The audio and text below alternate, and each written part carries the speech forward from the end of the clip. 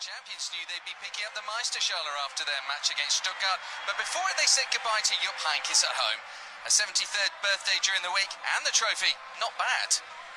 He's got one more game after this one, the DFB Cup final in Berlin. Perhaps Bayern's minds were focused on that because they conceded early. It was all down to Anastasius Donis. His speed and tenacity saw off the Bayern midfield and defence. Easy pickings for Daniel Ginczek. Normal service was resumed, however, on 21 minutes, and with the host's first shot on target. Giving the ball away against any opponent is dangerous, against Bayern it's deadly.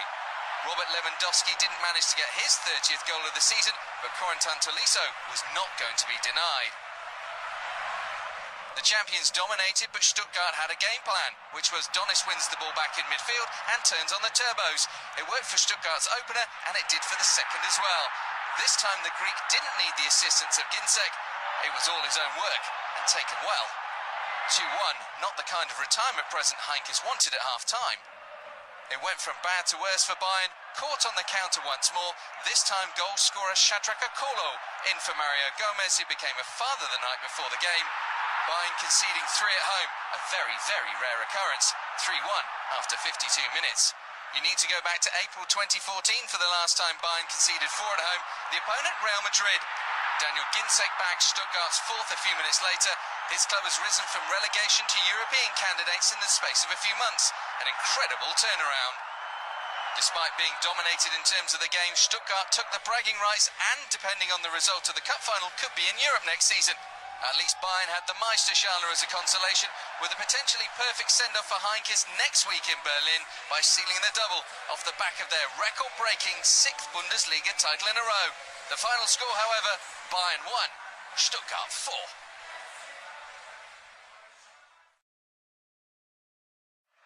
A day when Bayer Leverkusen were hoping to climb from 5th place and up into the Champions League spots.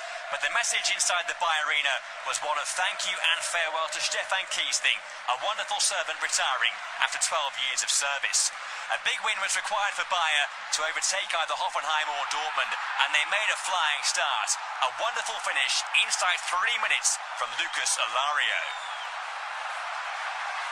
Leverkusen were intense right from the start, and it might have been too soon afterwards, after a foul by Sebastian Meyer on Julian Baumgartlinger.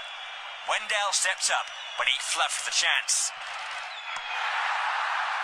It would prove to be a costly miss for Bayer Leverkusen. They had failed to score in 3 games before this one, so they were more than grateful for gifts from Hannover. Matthias Osterdepp, the guilty man, and Alario had the brace.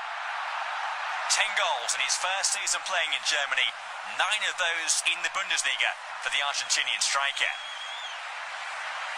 But without favours from scorelines elsewhere, more goals were still required in the second 45 minutes on a sweltering day on the eastern bank of the Rhine. Goal number 3 came just 10 minutes after the break. A marvellous pass by Lars Bender, and the chance tucked away in emphatic fashion by Julian Brandt. But at this stage, Bayern still needed 2 more goals. In the end, though, their hopes of Champions League football next year were fading away when Hannover struck twice in stoppage time. First to Nicholas Füllkrug, a 14th league goal of a fine season for him. Hannover were safely in mid-table and still kept on fighting and scored again with the last touch of the game from Martin Harning. So not the farewell that Kiesling was hoping for. Leverkusen ending up in 5th place in the Bundesliga, missing the top 4.